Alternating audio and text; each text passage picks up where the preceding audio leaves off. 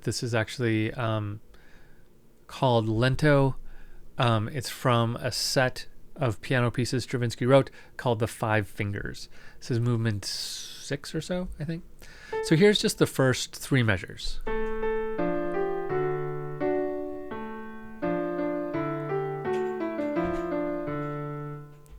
Okay, so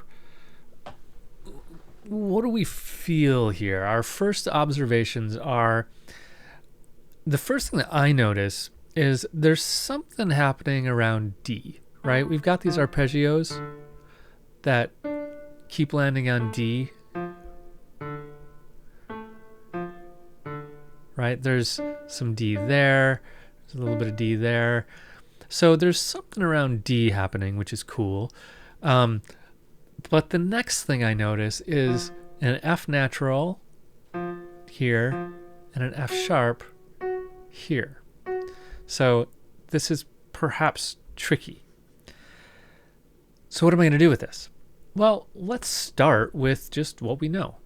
Okay, so let's do a quick little analysis using some kind of traditional notation.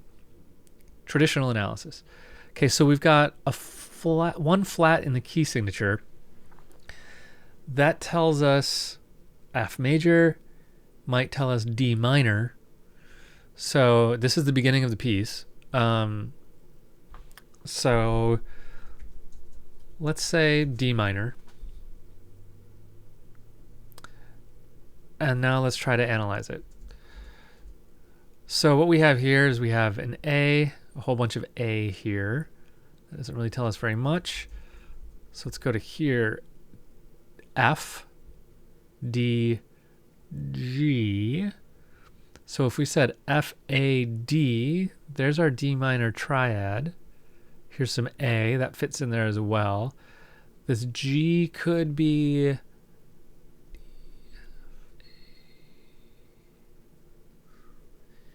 we could call that a passing tone, but then we get this F sharp.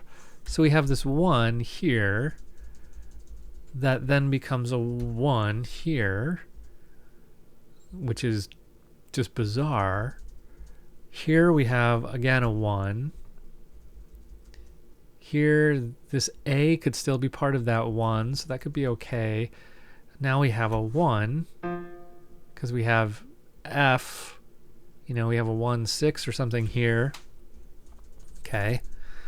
We have a D, E. We could call that we could call that a passing tone to this G, D, G. That could be E, G, B, D. So that could be like a 2. Some kind of 2. And then we have F sharp, A, E, D. So this, we call that E a passing tone. Now we've got a 1 again. And then we get here, again, that E passing tone, we've got a 1. And then here we've got just a D and a D. So that's 1-ish. Okay, so this is the most bizarre thing ever, right? We've got minor 1, major 1, major 1, minor 1, maybe a minor 2, major 1, minor 1, probably minor 1. So that's just weird. That's not what this feels like. This doesn't feel like it's alternating back and forth between major and minor 1 to me. So let's take a different angle at it. Let's do an analysis that's a little bit more linear, okay? We talked about linear in the last class, linear chromaticism. This isn't exactly that, but it kind of is. So we're going to look at this as a top line and then a bottom line.